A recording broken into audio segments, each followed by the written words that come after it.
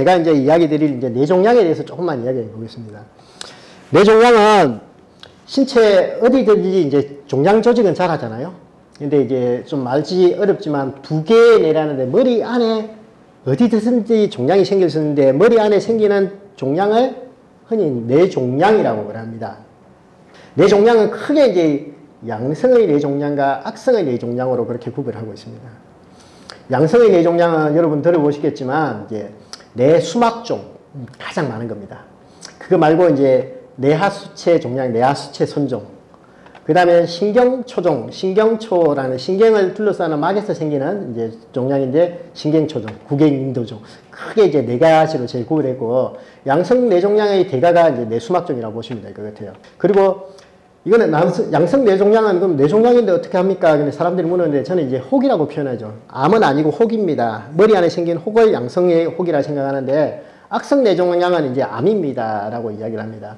악성 뇌종양에 이제 하나는 이제 악성 신경교종, 이거는 흔히 교모세포종이라는 종양인데 이게 있고, 그 다음에 신경에도 머리에도 이제 임파선이 그리 가거든요. 이게 림프종이라고 그것도 있고, 생식세포종양, 수모세포종양, 그 다음에 전이성 뇌종양. 예, 악성 뇌종양은 악성 신경교종화가 전이성 뇌종양이라고 그렇게 판단하면 됩니다. 뇌종양의 빈도가 얼마나 되나 상대적으로 흔합니다. 앞에 거하고 다 따지면 한 10만 명당 1년에 10명에서 15명 정도가 발생을 한다는 거예요. 상대적으로 흔한 병입니다. 그리고 국내에서 보니까 1년에 3천여 명이 이제 새로 생깁니다. 이거는 이제 미국 자료인데 여기를 보시면 미국의 이제 뇌종양에 보면 모든 뇌종양 중에 양성이 한 70%, 악성이 한 30%가 생긴다는 거예요. 다행히 양성이 많으니까 그나마 좀 작겠죠. 그러면 양성 뇌종양이 뭐냐? 양성 뇌종양의 한 50% 이상의 뇌수막종, 그 다음에 나머지 한 25%가 뇌하수체 손종, 뇌하수체 혹이죠. 그 말고 이제 약간 신경초종이라는 게 한 12% 정도 되고 그렇습니다. 그거 말고 또 신경교종들이 이렇게 되어 있는데 제가 오늘 집중해서 이야기 드릴 거는 모든 종양을 다 한 번에 이야기하기는 쉬운데 힘든데 악성 뇌종양, 이제 교모세포종에 대해서 제가 이야기를 오늘 좀 해드리겠습니다.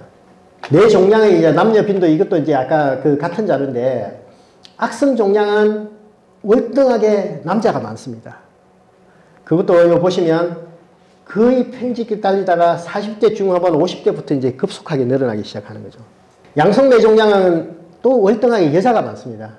이거는 치료를 하면 오래 살고 계속 할 수 있기 때문에 이거는 계속 오래 사니까 결국 환자가 모이고 해가지고 나이가 많을수록 많아지는 거죠. 아까 악성 뇌종양의 가장 큰 게 이제 교모세포종이라 했죠.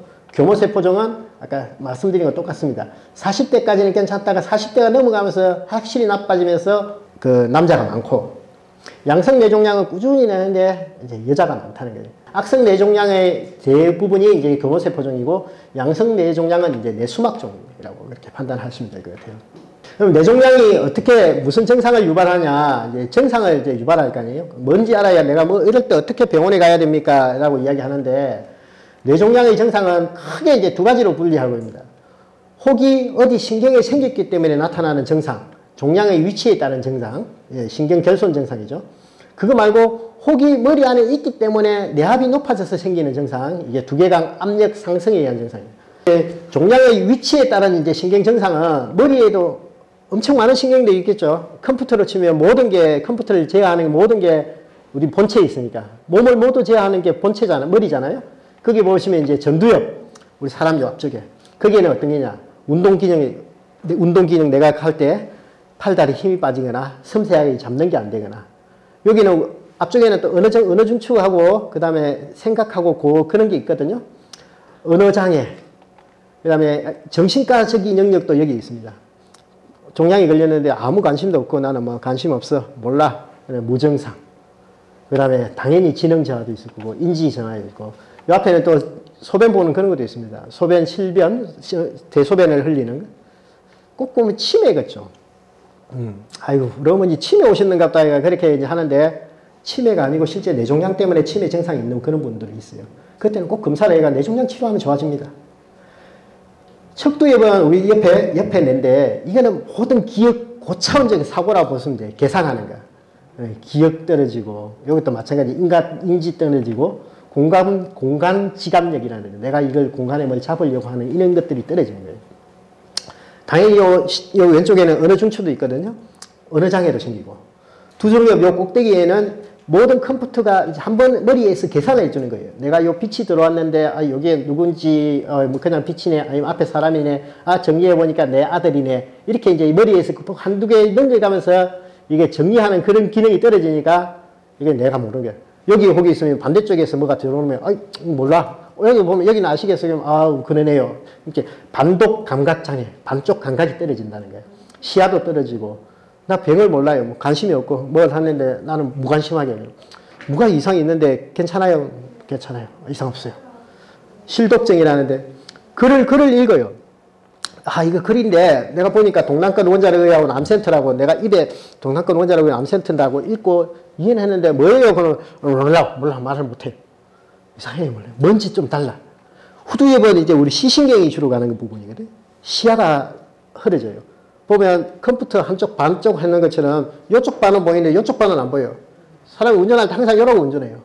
예. 그럼 뭐가 이상이 있는 거예요.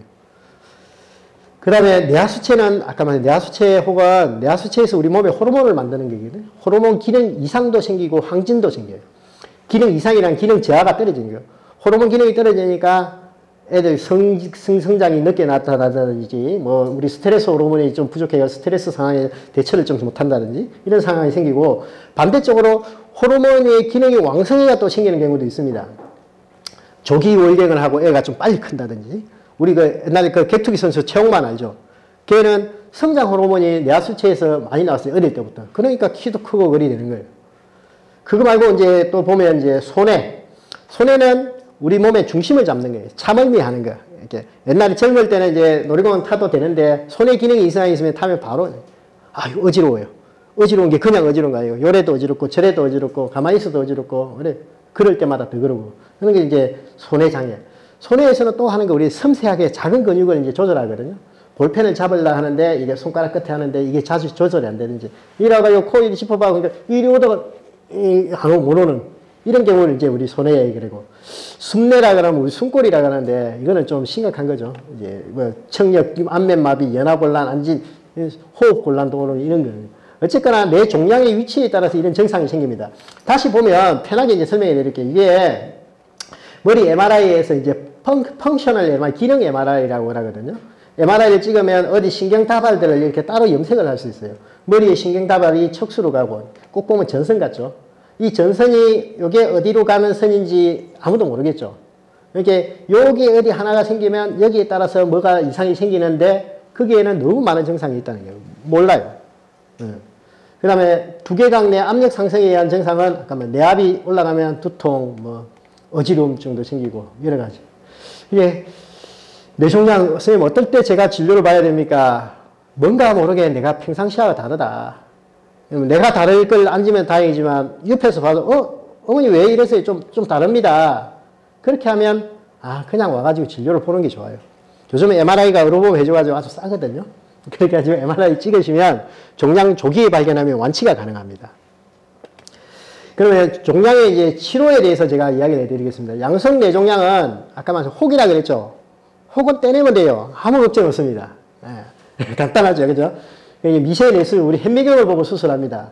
종양을 전부 적출하면 가장 효과적으로 치료가 다 됩니다. 대부분 많은 양성 뇌종양은 실제적으로 이렇게 다 치료를 합니다. 근데 양성 뇌종양도 치료를 못하는 그런 경우가 있어요. 예를 들면 숨골에 붙어 있든지 아니면 요걸 떼내면 마비가 올 것 같은지 그러면 어떻게? 그러면 그냥 약 쓰고 좀 지켜도 봅니다. 어느 신경다발에 어느에 혹이 있느냐에 따라서 이걸 치료를 할지 아니면 그냥 좀 지켜볼지 이렇게 그렇게 판단하는 거예요. 사람마다 다 다르다는 거예요. 대신에 악성뇌종양은 좀 상황이 달라요. 악성뇌종양은 종양을 다 절제를 할 수 없습니다. 종양을 다 절제한다 하더라도 실제적으로 방사선이나 항암 치료를 받아야 됩니다. 그래서 악성뇌종양은 첫 번째 치료가 수술로 할 수 있으면 뗄 수 있을 만큼만 떼며 나머지는 이제 방사선, 항암에 이제 추가 치료를 하는 겁니다. 뇌종양의 치료를 제가 원칙적으로 하면 일단은 좀 지켜볼 수도 있고 수술적으로 제거하고 방사선 치료나 항암 치료를 할 수도 있다는 거예요. 그래서 이걸 보면 경과 관찰을 한번 보겠습니다. 이제 혹이 MRI 찍었는데 여기 조그만하게 보이는 이 부분이 혹이에요. 너무 작죠. 이거 떼내기도 좀 힘들고 하는데 그러다고 암이다 그러면 수술해가지고 그래도 해야죠. 이것 때문에 죽을 수 있으니까. 근데 이 양성의 혹인지 그냥 암인지 이제 구별하는 게 MRS라고 MRI로 하는 스펙트가 있습니다. 그걸 보면 정상 같은 경우에는 그냥 콜린 이런 피크를 보는 거예요. 피크가 이렇게 나와가지고 요거는 양성이니까 그냥 좀 지켜봅시다. 그러면 이제 제가 이렇게 이야기하죠. 암일 가능성도 적고 괜찮습니다. 지켜봅시다. 그러니까 어머니도 또 서울 가가지고 부산에서는 수술도 못한대요 하면서 또 진료보러 와요. 정말 그런 게 아닌데 정말 안전하다고 생각하기 때문에 지켜보자는 거예요. 이 MRS를 다시 보면 이 환자 다른 환자인데 여기는 암이 있어요. 항상 보면 여기를 찍어가지고 검사를 하면 또 다르게 나타나겠는데 맨 처음에 이제 정상뇌를 찍어가 보여요. 정상뇌를 찍어보면 아까처럼 그렇죠. NA라는 피크가 이렇게 나타나요. 요거는 정상이니까 좀 지켜봅시다. 대신에 여기를 찍어가지고 다른 피크가 나오면 안 되겠죠. 악성뇌 종양은 여기를 찍으면 여기에서 보면 콜린이라는 요 부분이 작은데 콜린 피크가 나타나요. 요거는 악성이다. 이건 아무리 작더라도 이건 수술해야 됩니다. 하고 하는 거예요. 근데 악성도 아니고 근데 양성의 정상도 아닌데 양성뇌 종양이 있을 수 있어요. 요거하고 비슷하죠. 콜린이 좀 높지만 같이 NNA도 높아지면서 좀 달라요. 요거하고 다르죠. 요거는 유일하게 요거 하나만 그러지만 다른 것도 또 높아지죠. 이런 거일 경우에는 아까 말씀드렸듯이 그나마 양성일 가능성이 높으니까 제가 좀 지켜봅시다. 그래 합니다. 근데 암인데 여기서는 수술도 못해서 안 하는 게 아니고 어떻게나 이런 상황이 생깁니다. 그 다음에 이제 양성뇌 종양 중에 이제 수술로서 제거할 수 있는 거는 이제 수술로 제거합니다. 이게 42세 남자 뇌수막종 환자예요. 새신랑이고 얼마 안 됐는데 애가 왼쪽 팔다리 마비가 왔는 거예요. 전혀 문제 없다. 그래가지고 이거는 수술을 해가지고 제거했습니다. 제거하고 한 2, 3일째 찍은 MRI는 약간 피가 있고 6개월째 혹 다 정상적으로 애 저도 딸 놓고 잘 키우고 있어요. 양성뇌종양은 절제할 수 있으면 완전히 절제하는 게 아주 치료에 효과가 있습니다. 대신에 좀 다릅니다. 이제 악성뇌종양. 이제 제가 오늘 주로 이야기하는 교모세포종인데 68세 남자 교모세포종 환자인데 이게 암이에요. 제거하고 제가 3일째 찍은 MRI인데 이 주위에 혹은 조금 남아있는 것 같아요. 왜 그러냐? 다 제거할 수 없으니까. 제가 편하게 이제 있으면 위암 환자, 위에 요만한 암이 있으면 위를 얼마나 위로 아래로 다 잘라버려요. 그러면 뭐 암이 당연히 떨어졌으니까 암이 없으니까 살겠죠. 근데 이제 뇌종양은 특성상 뇌종양 여기만 있다 해가지고 이거야 하는 게 아까 신경다발 전선을 따라서 종양이 이렇게 퍼져나가는 겁니다. 여기만 있는 게 반대쪽으로 나가 있고 그래. 만약에 이 뇌종양이 여기 있는데 오래 살고 싶습니다. 그러니까 뇌를 착 잘라버리면 물론 뭐 치료야 가능하겠죠. 근데 의식이 안 깨고 남은 여매지생을 누워서 살면 이거는 치료하는 게 아니에요. 환자를 갖다 더 악화시키는 거예요. 그렇기 때문에 악성의 뇌종양은 수술할 수 있을 만큼만 수술하고 이제 방사선이나 항암을 하는 게 그겁니다. 지금 아까부터 말씀드린 제가 뇌에 생기는 가장 악성의 종양, 교모세포종, 50대 이상에서 남자에서 갑자기 늘어날 수 있다는 이걸 이제 설명해 드릴게요. 전체적으로 신경교세포라는데 신경세포는 신경에 전기 자극을 전달하는 신경뉴런이라는 신경세포가 있고 뉴런을 둘러싸는 신경교세포가 막 있어요. 우리 전선으로 치면 전선 안에 구리선은 신경세포 뉴런이라는 거고 그 구리를 둘러싸는 피복거의 이제 교세포라고 보면 되는데 신경교세포에서 발생하는 종양이 교모세포종입니다. 전체 뇌종양이 한 12에서 15%하고 몇 번 이야기했죠. 다른 종양과 다르게 세포와 조직 사이에 촘촘히 뻗어 있으면 성장 속도와 전이 속도가 아주 빠릅니다. 머리 안에 교모세포종이 일단 발견되면 머리 안에 전체적으로 전이가 됐다고 그렇게 판단을 하는 거예요.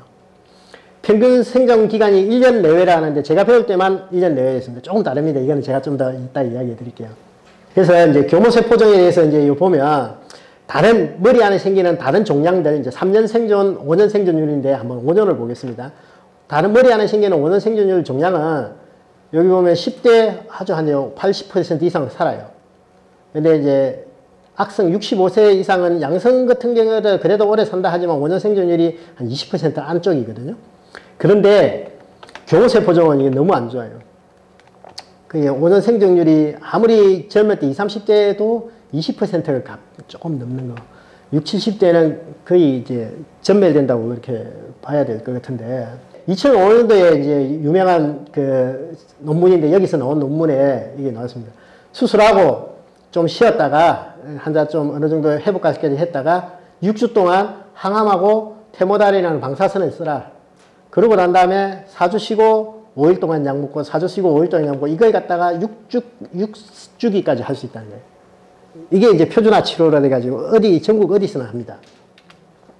그리 하고 나니까 예전에 이게 아까 2005년도 그 전에는 이제 방사선만 했어요.